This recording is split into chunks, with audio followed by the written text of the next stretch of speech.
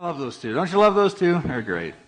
Every time I come visit, the whole Narrate news thing has its own culture. It really does. And it's always different, but it's similar and it works. So, good to be with you today. Thanks. How many of you typically come to 9 a.m., but you just said, nah, heck with it, I'm laying in bed for another hour? Anybody in here? A couple of you. And you're honest, too. Thanks. That's great. I came up last night. My wife, she asked me, she says, now, so you're driving up to Helena? Yes. I don't want you driving at night, like I'm 12. And I said, well, so here's the deal. If you're going to drive up to Helena during the daylight, you got to leave at noon. Because if you wait too long, the sun gets down, on the horizon, and you can't see anything. And then it's really dangerous. So either, head to Helena at noon or wait till it gets dark. So I waited till it got dark. And then as I'm driving, I'm realizing, I'm getting older now. I know I don't look it, but I am. I'm getting older. And the whole eye thing is happening now. That's new territory for me. In fact, my brother and I at Thanksgiving were kind of comparing our woes. And now books, you can't get them far enough away till you pull the glasses off, and then everything is clear as a bell. Well, contacts, I started wearing these recently, and it's like you got to lift those with your thumbnails to see, and that gets uncomfortable. So, and when you get there, you're kind of in denial when you're starting to turn the corner. It's like the eye doctor's kind of like, next time you're in, we might have to. I actually got a prescription windshield for the car first. I thought I'm just going to drive with a bifocal, And then to add insult to injury, you go to Costco to buy some reading glasses. They tell you need those. And this is insulting to me. They sell them like in sets of 10. Because they're telling you not only is your eyesight going, you're getting senile. You're going to lose all of these. And so we might as well just sell you a big string of them because you're going to need them because you're old and senile now. And so, but I'm okay. Other than that, I'm not bitter. There's no bitterness. I'm all right. And I'm not even sure what that has to do with anything I'm doing here other than that's just part of the senility. Away we go. So, here's the deal. I work for a laboratory chemicals and supplies distributor. I was on staff with the church for about 20 years in Billings. And, of course, got to know your pastor and several other people and a lot of friendships. And went off staff about a year ago and actually got a day job, like you have, so now I'm running with you, and that's good. We spent 20 years telling you, when you go out there to your day job, just be good. And so now I'm having to be good because it's a challenge. But my day job is with a laboratory chemicals and supplies distributor, and I travel across Montana and Arizona and California and Washington, and travel to all different kinds of laboratories with refineries and colleges and mines, environmental labs, poo-poo plants, wastewater treatment plants. Yeah, if you've never been down to Baghdad, Arizona to visit the wastewater treatment plant when it's 115, you're missing something. Because it smells great. It really does. And you walk in, you figure, now I'm earning my money now. I am definitely, this check, nobody's going to tell me I'm not paying my dues here. And then, the funny thing is, like the guy in Bozeman that's got the wastewater treatment plant, they're so proud of it, they want to take you on a tour. Come on out to the sludge ponds. I got to show you this. Get your hip boots on. I'm like, I got an infection here. This an open sore. I probably shouldn't. So I'm not even sure where I'm going with that. Oh, yes. Okay. So I work for this company, and mines. I get to visit mines. And maybe you're more familiar with mining than I am. I didn't know a thing about it. But one of the mines down in Arizona has been there for over 100 years, and they've got this monster slag pile. You could see this thing from outer space. It's huge. And it's been there for over 50 years accumulating.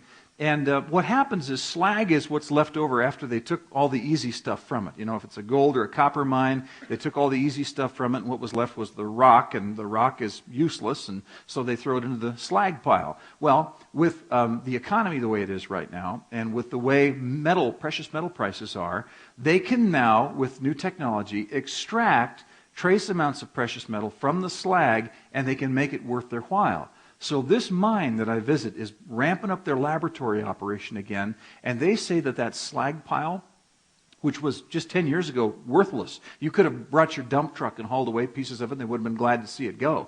But now that slag pile will provide up to 25 years of 24/7 laboratory operation extracting metals from that and making it profitable. Can you believe that? So it was junk, but now all of a sudden it's 25 years worth of 24/7 economy for this operation. And that sort of got me thinking about, believe it or not, my own faith experience in life. I don't know about you, but do you find that if you've been walking with Christ for a while, there were experiences and things that happened to you early on that you almost kind of look at now sort of like, gosh, I was so naive back then. When I first made the decision to become a follower of Christ and got involved with the church, it was all so, wow, new and fun and exciting.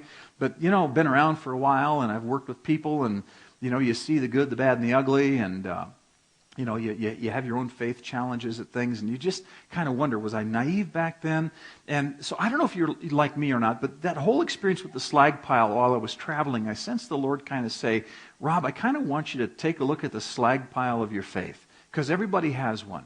Everybody has the pile and that's the pile that when the pickings were easy, way back when we were in better times, it was so easy to find a way to worship and to find a way to connect that with church and whatever else. But then you just sort of chucked away the rest of it. Now you look at it and say, is there anything worth nutritional value from those early experiences? And I think there is. And I think that's what the Lord was trying to show me that day at this particular mine. Now, there's a passage of Scripture that, in fact, I talked about it last service too, and a couple people came up and they said, I don't think I've ever heard anybody really talk about that from this particular perspective. Maybe never even heard them talk about it at all, because it seems so controversial. It's not, but it's just an interesting passage that goes back to my earliest season of time when I was a follower of Christ. And it's Mark chapter 7, and the reason it sticks out in my mind is because it was so, controversial. I remember first hearing about it and reading it thinking, that doesn't seem right, there's more to it, and I leached some nutrients out of it, and it really formed a picture in my mind of what my faith experience is all about, which is where I'm going, back to those original roots. Let me give you a little bit of historical context, and if you got your own Bible, it's Mark chapter 7, we're going to read verses 24 through 30 here in just a bit. Here's the story, because I always like to give a little bit of background so you know where we're going.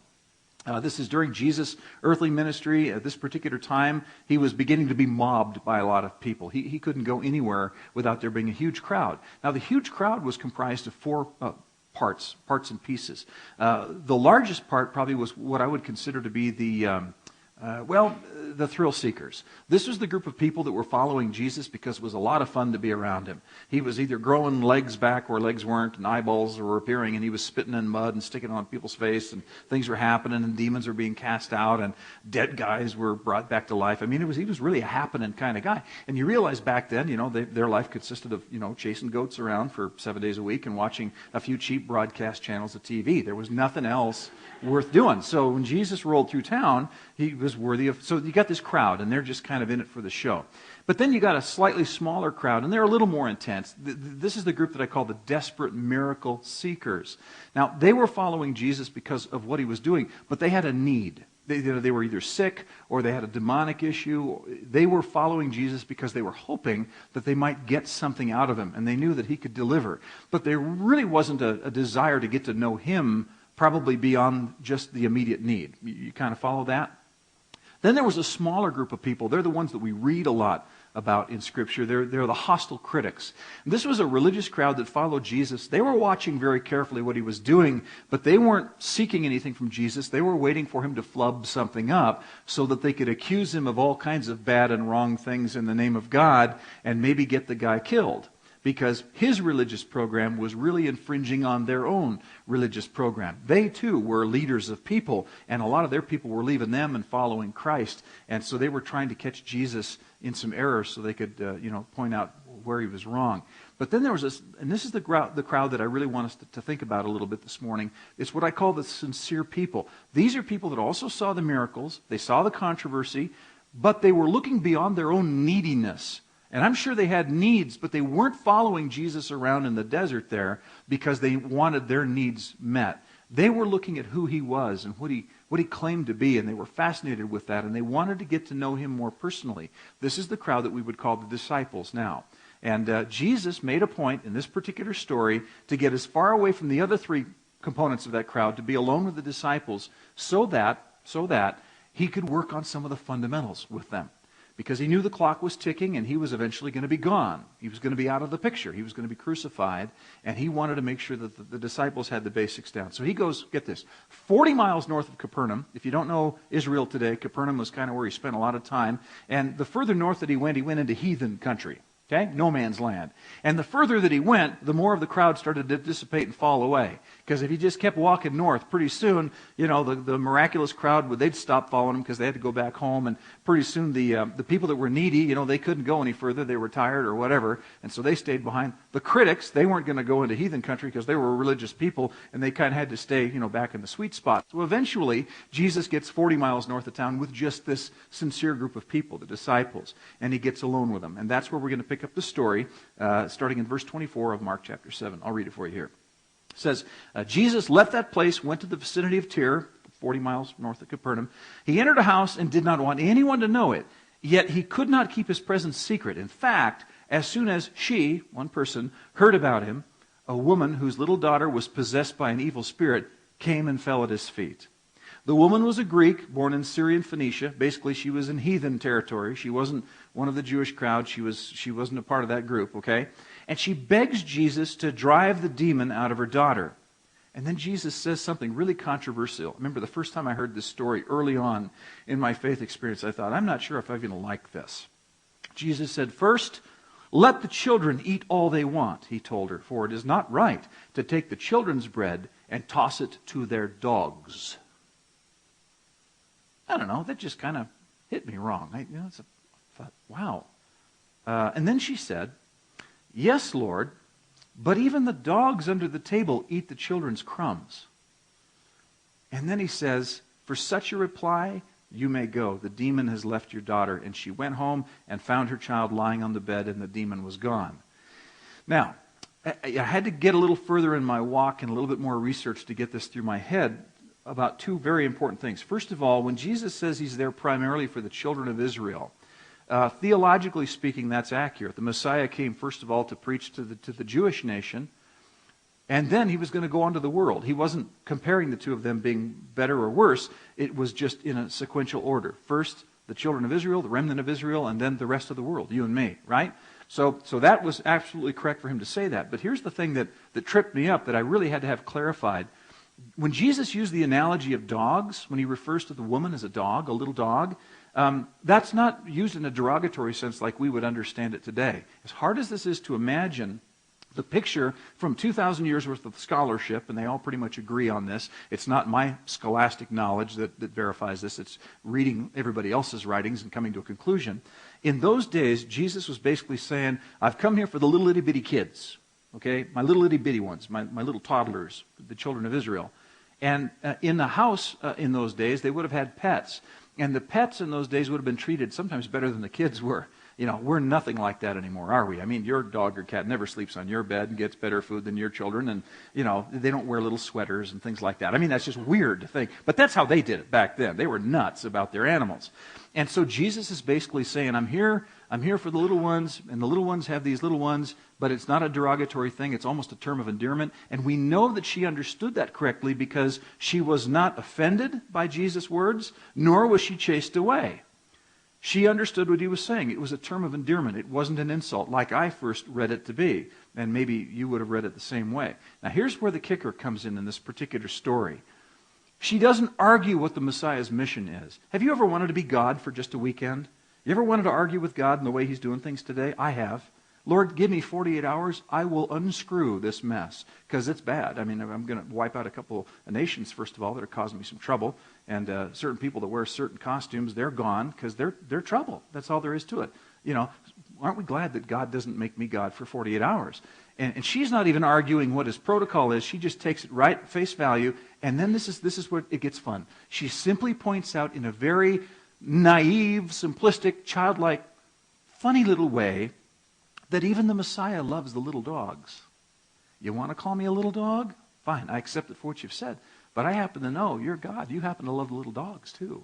And I'm sure that there's enough food in your garment to toss to the floor, like, say, a little insignificant thing like a complete demonic deliverance for my little girl. Just a little crumb like that. I'm sure you can pull that off. She doesn't challenge him on his mission. She stays with him. She goes along with the story. And that's the thing that impresses Jesus, to step back and say, I'll tell you, this girl's got this down. She's got it. She's got the fundamentals of faith down. And the fundamentals of her faith were pretty clear in my mind. First of all, and see if this resonates with you a little bit. This may sound very naive, and I apologize in advance, but just see if it's in your slag pile of your original faith experience. Number one, she absolutely believed Jesus was the author of life, all life. hers included. God didn't just create the world and the universe and all these other peoples. He created her and loved her uniquely for who she was. She believed that. Naive and childlike as that sounds, she actually believed that. But second, she held Jesus to his nature. And his nature, as expressed during his mission, was he was benevolent, he was affectionate, he was concerned, he was compassionate, he was filled with good intentions, and she held him to that. Because if that's true about Jesus, then it's going to be true about Jesus today and my little girl. And I'll have no other debate about it. And she held to that naive belief that Jesus actually loved her situation where she was at. And third, she no doubt was going to walk away from this entire exchange a changed person. Now understand, she wasn't a religious scholar like me. I'm not. She wasn't a trained disciple. She wasn't even Jewish. She was in heathen country. She was a little dog. And yet, even in her situation, she had enough faith in those fundamentals that she would have walked away from that experience and not only told everybody she knows about what Jesus did for her and her daughter, but she might have influenced other people to go and tell other people that story without them ever having met Jesus. I'm sure that it had a tremendous influence. So those three things were in play. She believed Jesus to be the creator. She believed that he loved her compassionately. And she walked away in such a way to be changed to tell other people the story and send a wave out from the center of that particular pond. You following me a little bit? Now, those three things can sound very naive when we get so scholarly and so in-depth in our studies that we can get away from those basics, those basic truths about each and every one of us. And that's kind of where I'm going to go for a few minutes here this morning. I want you to think, if you will, about some seasons in your life, and if you haven't been walking with Christ for long, or if you're just thinking about maybe starting to walk with Christ, you're going to love this morning because you will wrestle with this at some point. But if you're like me, an old, grizzled, balding, fat guy with bad eyes that's getting further along in his faith and has been rubbed the wrong way by people and has been challenged in his faith because of his own mistakes, the mistakes of others, and you just kind of get a little jaded, if that's you and you're wrestling with that, then I wonder if the Lord wouldn't encourage you, like he's encouraging me in this season, to look back to that slag pile of my original faith to see if there's any nutrition in it. Is there any trace metals of gold that would be enough to sustain us for the rest of our lives? You know, if it was true back then, is it still true today? And is it worth looking at? Is it worth doing an about face and looking back at those things? That's kind of what I want to talk about. The scraps of our faith, if you will. Okay? Here's one of the first things that I think comes from the scrap pile of faith that's worth looking at. And I even phrased it in such a naive, childlike, simplistic way. I apologize. But here's the first thing. Remember, God is the creator of all things. He's the absolute creator of all. So we need to contemplate his magnificence. Now here's what I mean by that. If we believe that God is the creator of all things, we need to stop on a regular basis for our own well-being and just process that a little bit.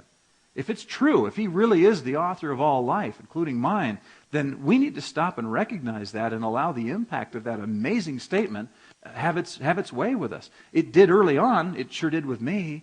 When I first got the understanding that God was the creator of all things, you know, I'd walk out into nature on a hunting trip and I'd look around and I'd see it differently. Because now there's a purpose and a rhyme and a reason behind it. There's an author behind it. There's a message in all of that. Did you know the Apostle Paul in the Bible says that all men would be held accountable before God just based on nature and creation alone? So that tells us when we go to the mountains in some place like where we live and we look around and we feel something inside of us that cries out, wow, that's not just because we're, you know, keen and dialed into it. It's because there's something divine going on. And we need to tune into that from time to time. We dare not lose that. As naive and childlike as that sounds, you need to sometimes be wowed by God's creation and let that breathe fresh life into you. You know, it's easy for us not to look for God's hands in things the further we go because we're afraid it's so naive and childlike. But that's the very thing that the disciples were tuned into. It's the very thing the Syrophoenician woman was tuned into. Let me share with you what I would consider to be Rob's amazing ringneck pheasant principle. And you know, I even came across this when I wasn't on a lot of medication. It came. I was having one of those days, you know, I was jaded. I was in a season of time where I had some frustrations and it intersected my faith and I was having doubts and struggling, and we all go through that. And I was on a road driving up to Lewistown one day and it was kind of cloudy and it was December. And, you know, I was around the corner and I was kind of grousing about this in my mind. And I've always pictured the Lord riding shotgun with me and we have conversations, and he does way more listening than he ever does speaking because I'm usually the one talking. And I rounded the corner and I was starting to wonder, has all this stuff I believed in, is it just a farce? Is it just a lie? Is it just religious wishful thinking? Am I one of those guys now, turning into one of those dupes, that's been duped by a cult or whatever? And as I rounded the corner, nothing unusual about this, but the sun kind of broke through the clouds, and we see that happen, and the sun came down right in the center of this meadow that I was passing through. And right on top of the hard-crested snow, standing right up in the middle of this meadow, was this big rooster pheasant, and he was just kind of standing there. You know how they do? Kind of like, I am the king of the universe. You all belong to me. That's why we shoot them, frankly. So there he is, standing there out in the field, just watching the car go by. And the sun was hitting the copper chest feathers, and it was almost reflecting off of him. It was just beautiful. And I noticed it, and I kind of felt like the Lord said, yeah, what do you think of that, huh? It's pretty nice, huh?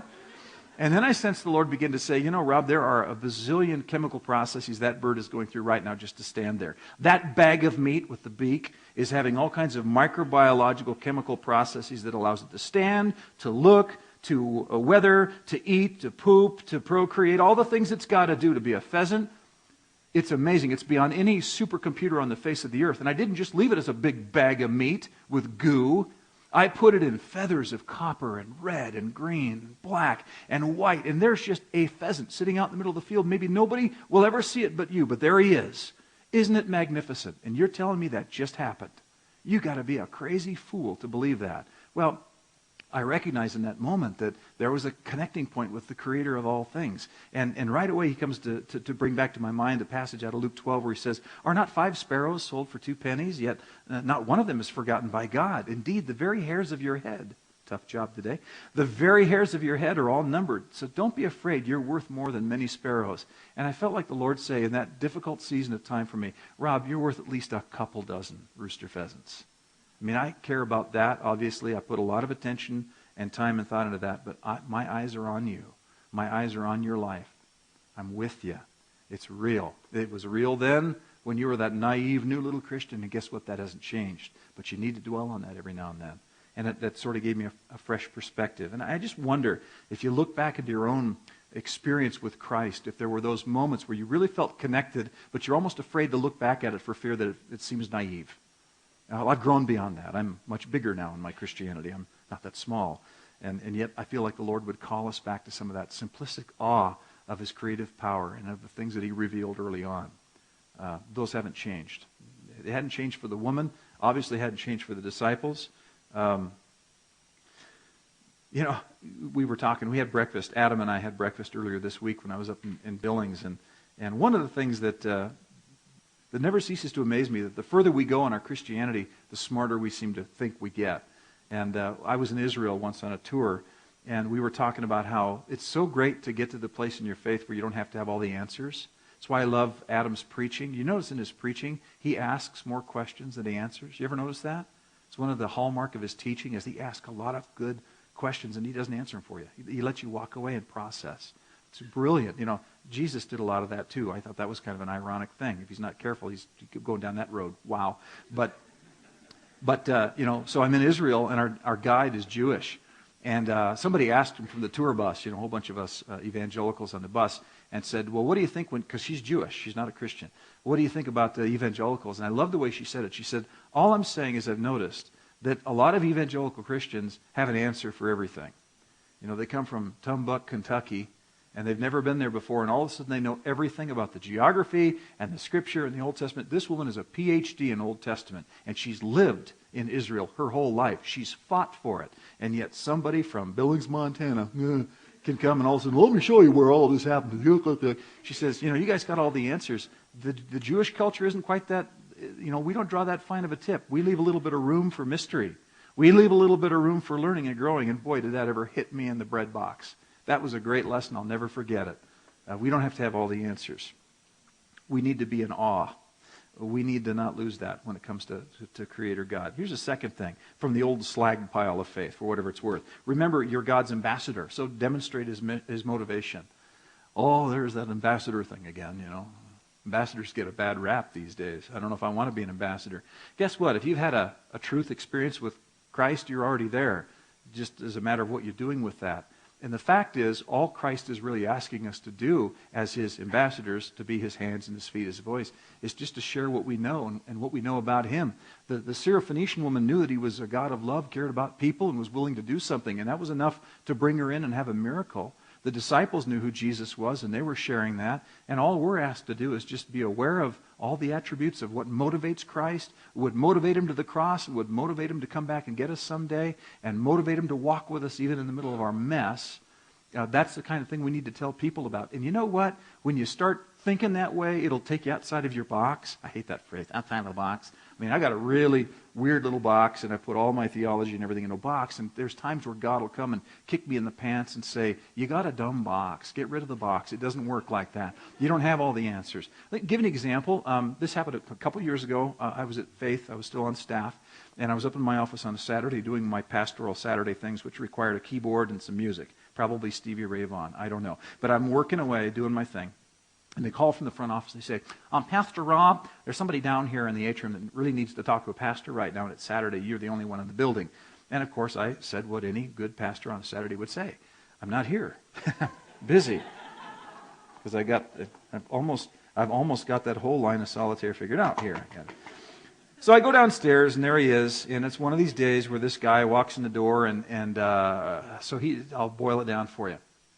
He's obviously distraught. He's obviously, he's kind of a little odd, and he's just he's nervous. And he says, okay, Pastor, here's the thing. I woke up this morning, and the Lord told me very clearly. He said, if I wasn't water baptized today, he's going to kill me tonight. So I need to be water baptized. And, of course, I'm going, well, here's the theological breakdown of that particular doctrine. I'm going through this, and he's not having any of it. Cut to the chase, Pastor. Are you going to water baptize me right now or not? Because if not, daylight's burning. I got to go find somebody to do it or I'm dead. And I've already banged on doors further down on Shiloh Road, and they were locked. This is the first one that's been open. Can you help me? You got a tank of water. And I'm trying to explain, that's not how it works here, okay?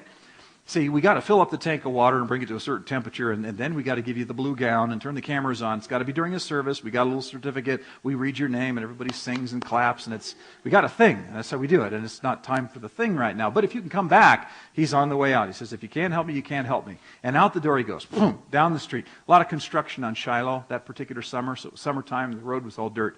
Out the door he goes, and I go back up to my stairs thinking what you would think. Whack job. Oh. Stupid program. And I go sit in my office, and again, classic Jesus. This is how he works with me. I sit down, and I'm back on my keyboard, and I can sense he's sitting in the chair in the room right behind me, and you hear him clear his teeth. You ever heard Jesus do that? Stop. What? What am I supposed to do? I don't know what I'm supposed to do. And then he reveals to me what I'm supposed to do. And so I do it. I go downstairs. I go to the atrium. I get a 32-ounce bottle of Arrow ice-cold water. And I head out to the street, and I look down this way, and there's no Kyle. The guy's name was Kyle. And I look down here 2 blocks away, and here's Kyle 2 blocks away walking north looking for a church in the dirt. Kyle! Go running down the street after Kyle, and he stops and waits. And we're out there in the middle of what would be Shiloh Road, but it's all road construction under the flashing amber light on the corner. And I get up to him, and I'm humming. It's hot. Okay, Kyle, here's the thing. Do you think we could get the water baptism taken care of right now? Do you trust me? Because I think the Lord would allow me to do what has happened in other situations where we don't have a tank of water, but you need to be water baptized. You believe you're a follower of Christ, and you believe you're doing this out of obedience. And if you trust me, I think we can get this taken care of. And that's when he said what I'll never forget. He looked at me and says, hey, he's been talking to you too, hasn't he? Yes, Kyle, now we're both crazy. But I said, I think we can do this with the bottle of water. And he said, I wish you could have seen the guy's face. He went from this fearing for his life guy. He just pulled himself together. He says, oh, yes, Pastor, this is what I need. This is right. And we prayed together, and I pronounced the baptism as you would, and just drained 32 ounces of ice-cold Arrow water on this guy, and it ran down his hair and on his clothes. And the peace that just came over him was, well, it's unmistakable. It's unmistakable to me. And he gave me a hug, and off he went. And he was okay. And I'm walking back, and I really sensed the Lord say, Rob, you'll have people that may struggle with your protocol and your doctrine a little bit. It's defendable on a number of levels. You never have to worry about that. But did you notice how you had to kind of step out of this in order to meet someone's need? At the end of the day, this guy was terrified. Now, I don't have time to counsel him and tell him why his terror is unjustified, and the Lord may be working with him for the rest of his life. He was just terrified, and he needed somebody to set his heart at peace. And all it cost me was a 32-ounce bottle of water. Why did this take 45 minutes to come to that? Well, I hadn't thought creatively enough about it. Now, here's why I'm telling you this little story. There are times when the Lord is going to invite you to meet somebody's need in a way that doesn't fit in the box, but it'll be easy enough to do it that way, and you don't have to explain it. You just have to have a heart of love. You know, I love Narrate Church, because Narrate Church is a church that is really all about serving people in ways that doesn't have to fit in the box, you know, whether it's Big Brothers and Sisters or Trails and Ales or Dragon Trees or Men in Leotards confrontation, all that stuff. It can happen. And my guess is that you're in a culture where whatever it takes, just do it. Not because you're checking off the box of servanthood unto God and it's going to be good for you and He'll bless you, just because that's how He wired you. He wired us to love people. He loves us, and so we get to love people. It's as simple as that. And Narrate has kept it as simple as that. And I think that's probably why you're having the impact that you are right now. What an idea. Let me give you one little third thing out of this scrap pile, and I'm going to wrap up. A little scrap pile of back from the naive days. You know, everything we've talked about so far, pretty naive, pretty nonsensical, unless, of course, you believed it back then, and there's some truth resonating in your heart today. The third thing is, remember, your unique gifting is needed in this whole program, so you need to participate in His mission. Now, I'm not saying participate in the ministry of God because that's what He requires of you and that's how you get to heaven. We all know that that's nonsense. We get to participate in His mission because He loves us and because we have something to offer. And He's put something inside of each one of us that's unique from the person you're sitting next to that can be used and leveraged to just influence people's lives and make their lives better and share the good news about what God's doing in your life. It doesn't have to be profound or weird or religious. It just has to be practical and dialed into the way that you're wired. And again, I feel great that you've got a leader in a church that recognizes that, and there's any number of ways to accomplish that. I wouldn't even give you a formula on that. All I'm saying is recognize that He's gifted you in a unique way in your personality to be a part of what God is doing in this day and age. You know, let me put it to you this way. We could go for a walk this afternoon. We could go to the biggest cemetery in Helena, as strange as that would be, and it would be strange. But we would walk through that cemetery, and we'd stop, and we'd look at all the headstones, and it would be very easy to say, listen, look in this ground today. Their time is over. Now, I don't know where they are for eternity, but I know that their time on earth here to influence with their gift, it's over. It started and it ended. Our time starts and it ends. We all have an inevitable appointment. This is our day. We're alive. We have a pulse. And we have personality. We have life energy. Yeah, we have struggles and challenges and all that, but we have so much opportunity in the world and in the community we live in. And this is that season of time when God says, get involved. Go ahead. Spend a little bit of life energy on someone else. Spend a little bit of life energy making somebody else's life a little better. And you know, Christ gives us a lot of great templates for doing that. He gives us a format for doing that. But we get to do that. It's our time. This is our time to do that. And thankfully, there are churches like Narrate and other churches, great life-giving churches in this community, that people band together with a common goal and they work together. It doesn't mean that they're more superior than the other church or someone that doesn't go to church at all. It just means you've come together for a common cause. You have a common point of worship and you're working as a team to do something. You know, there's strength in numbers. Or you do it individually. But whatever it is, take that gifting, take the way that God has wired you and do something with it. And let him sort that out down the road. And don't be too concerned about whether or not it's in protocol or not. Don't worry about that. Just use the gifting and the personality that God has for you. Okay, let me draw this to a close here. Once again, the Syro-Phoenician woman recognized three things that are so fundamental that you recognized them the day you came into relationship with Christ. And they may be in the slag pile if you've gotten a little jaded and a little grumpy and a little frustrated and a little disillusioned. They're still in the slag pile, and those three things are very clearly this. God is the creator of all things. He's the author of all life. He will reconcile all things unto Himself. His name is Jesus, and we get to be confident in that. We also know that He loves people. This creator not only loves all people around the world, He loves you, and He loves me, and He's affectionate, and He's mindful of the details of our life, and that's never changed. You may feel like it's changed. It hasn't changed. Complication in your life has changed. Your perspective has changed. That has not changed about Christ. And then finally, He most definitely wants us to participate while we have a pulse And while we're alive, he wants us to participate in his mission of accepting people, being merciful toward people, loving people, and maybe even seeing some miracles happen among people. He wants us to be a part of that while we're alive, right? Pretty basic stuff, isn't it? Pretty naive, isn't it? What a naive little man that's talking to you today. But if you're where I'm at times, that's the very source of life that you need to return to. And, when you return to that, I don't know. Do you pray anymore? Do you read the Bible anymore? And I'm not saying praying or reading the Bible as a checklist of things that you do to be a good Christian. Get rid of the checklist. The checklist is so problematic for us. Sometimes we just need to pray just to get in the habit of being with him intimately. Not asking for anything. Not trying to learn the right protocol of prayer. Just spending time with the Almighty. And you read the Bible not because you're trying to get knowledge so you could teach someday and have something on the wall that says you have knowledge. It's just to get to know him a little better. To just be available. To be inspired. To be moved. To be challenged. To be frustrated. To let the God of the universe interact with you at that level. And then, of course, when you get involved in a church and you're serving, you're not doing it as a checkbox. You're doing it because you got a pulse. And you've seen the light. And you're just doing it as an expression of your own life energy back to God. If you're a little jaded and a little struggling these days, then I want to pray for you. Because I think that's good for us to do. Let me do that. Father, we recognize that each one of us has a story here today. Each one of us has a past. And, the fact that we're sitting in a church on a Sunday morning is a pretty good sign, but it doesn't mean that it's not without its complications and frustrations. And I just pray that you'd be very real to us in those simple ways that you were real from the very beginning. That hasn't changed. We change, but you don't change. We pray for inspiration that's fresh and uncomplicated and unreligious.